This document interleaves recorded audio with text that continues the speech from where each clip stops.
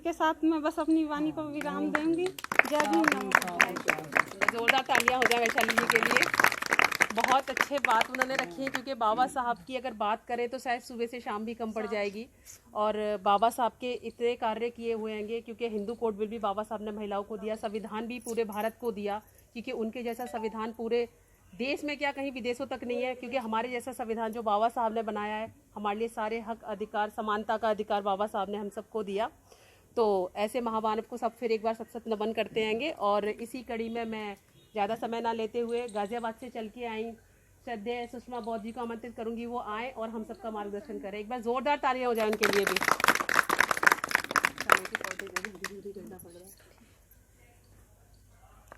सर्वप्रथम करुणा के सागर तथागत बुद्ध के चरणों में कोटि कोटि नमन करते हुए नारी के मुक्तिदाता बाबा साहब, संविधान के निर्माता बाबा साहब और महामानव, महान अर्थशास्त्री और ज्ञान के सागर बाबा साहब के चरणों में कोटि कोटि नमन करते हुए, और आज उनका महापरिनिर्वाण दिवस है, उसके मैं अपने श्रद्धा के फूल अर्पित करती हूँ बाबा साहब के चरणों में।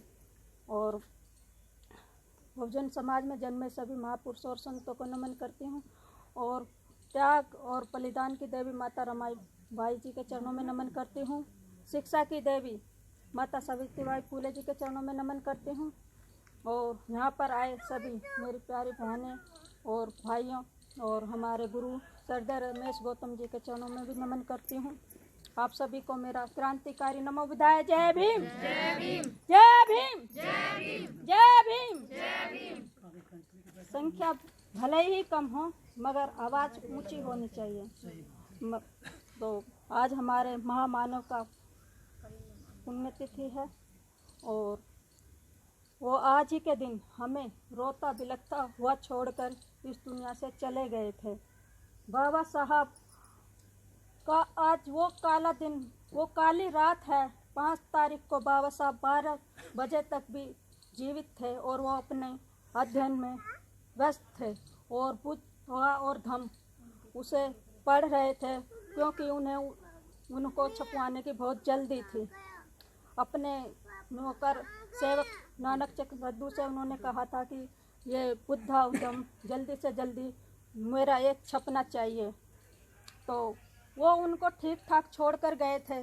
पता नहीं अचानक क्या हुआ, जो हमारे मसीहा बाबा साहब हमें 6 तारीख 12 बजे के बाद सोते, सुबह देखा तो सोते हुए मिले हमारे बाबा साहब।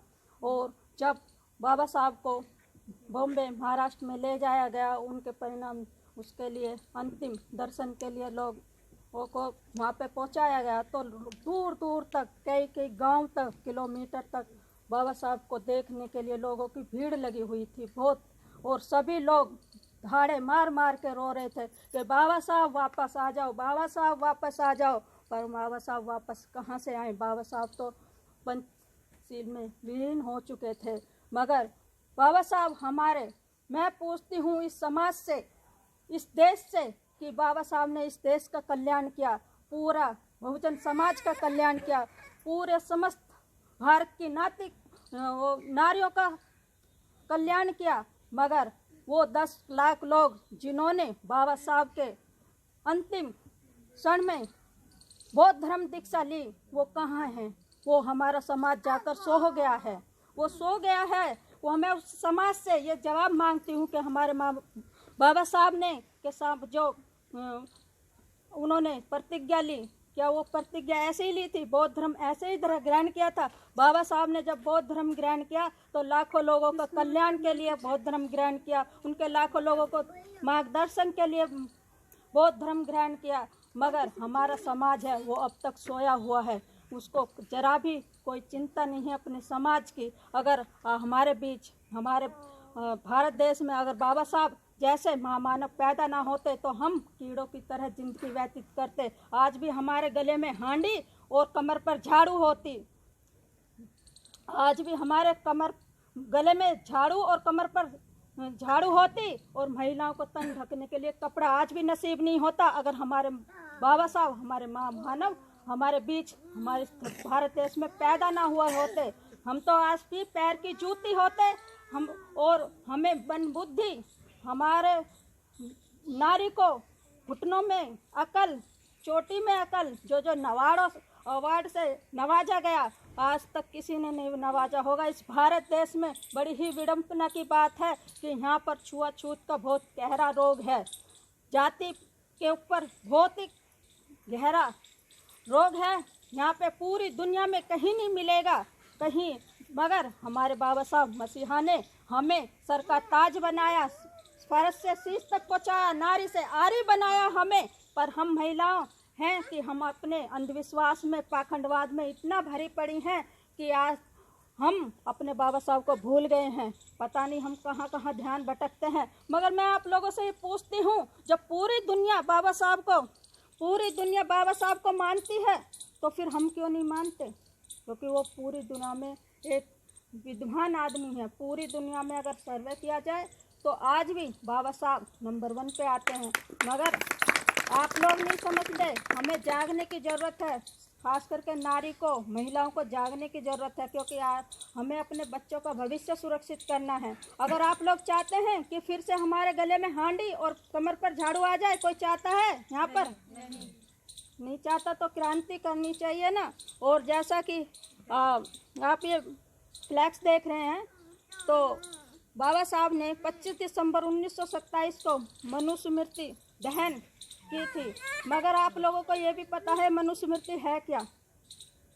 आपको ये भी नहीं मालूम होगा कि आखिर ये है क्या। ये एक मनु का विधान था। जिस तरह से आज संविधान से हमारा देश चलता है, पहले देश इसी मनु के विधान से हमारा देश चलता था। और इसमें जो बातें लिखी गई हैं वो हमारे कल्याण के लिए नहीं लिखी गई, हमारे विनाश के लिए लिखी गई हैं। इसमें जो बातें लिखी गई हैं, तो बाबा साहब ने इसे जलाकर सही किया या गलत किया? जब ये मनु का विधान फिर से आना चाहिए, तो फिर हम बाबा साहब की बातें क्यों नहीं मानते हैं? क्योंकि इसके अनुसार हमें शिक्षा ग्रहण करने का अधिकार नहीं था। क्योंकि अगर हम शिक्षा का कोई एक भी शब्द सुन ले तो हमारे कानों में शीशा पिघला कर डाल दिया जाता था, और उच्चारण कर ले तो जीभ को बाहर निकाल कर उसे काट दिया जाता था कैंची से, और आँख से आँख किसी से मिलाकर बात कर ले तो हमारी आँखों को फोड़ दिया जाता था। क्या आप लोग ऐसा ही चाहते हैं? नहीं। तो फिर आपको जागना पड़ेगा। आपको तो हमारे बाबा साहब ने ये मनुस्मृति जलाकर ठीक किया ना। तो वो मनुस्मृति, आखिर सवाल पैदा होता है कि बाबा साहब ने ये मनुस्मृति आखिर जलाई क्यों? यही तो इसीलिए जलाई थी कि इसमें हमारे जो बातें हैं वो सही नहीं थी, हमारे कल्याण के लिए वो बातें नहीं थी। और बाबा साहब तो इतने पुस्तक प्रेमी थे, 54,000 से भी ज़्यादा बाबा साहब की लाइब्रेरी में पुस्तकें थीं। फिर भी बाबा साहब ने एक पुस्तक जलाई, क्योंकि ये हमारी विनाश का कारण थी, इसीलिए ये पुस्तक बाबा साहब ने जलाई। तो उस दिन बाबा साहब ने हमें गुलामी से आज़ादी दिलाई, हमारी गुलामी की सारी बेड़ियां काटी। बाबा साहब ने हमारी गुलामी की सारी बेड़ियां काट दी 25 दिसंबर 1927 को। उस दिन हमने साफ तालाब का पानी पिया था 25 दिसंबर 1927 को, क्योंकि हमें झोड़ों का पानी पीने की इजाज़त थी, मालूम है ना। तो वही चीज़ बाबा साहब ने की, तो 25 दिसंबर से हमारा भीम युग शुरू हो गया, हमारा भीम युग शुरू हो गया। इसलिए हम मनुस्मृति दहन दिवस भीम युग की आपको हार्दिक मंगल कामनाएं देते हैं। अच्छा, तो भीम युग की आपको हार्दिक मंगल कामनाएं देते हैं, क्योंकि बाबा साहब ने हमारी सारी गुलामी की बेड़ियां काट दी थी और हमें आज़ादी दिलाई। मैं आप लोगों से एक बात पूछती हूँ, बस हाँ मैं आप लोगों से एक बात पूछती हूँ कि अगर आप अपने घर में एक दिन नहीं रहेंगे तो आप अंधेरा, अगर सब खिड़की दरवाजे बंद हों और तो उसमें अंधेरा कितने दिन रहेगा?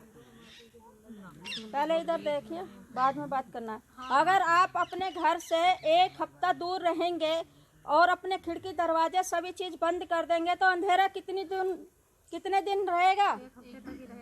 जितने दिन घर से बाहर रहेंगे। हाँ, और एक महीना तो एक महीने, और एक साल, हाँ तो हजारों साल, तो हजारों साल, तो वही हमारे बाबा साहब ने हमारे हजारों साल की गुलामी की बेड़ियां काट दी और हमारे जीवन में उजाला कर दिया। उस माचिस की तिल्ली का नाम है बाबा साहब डॉक्टर भीमराव अंबेडकर।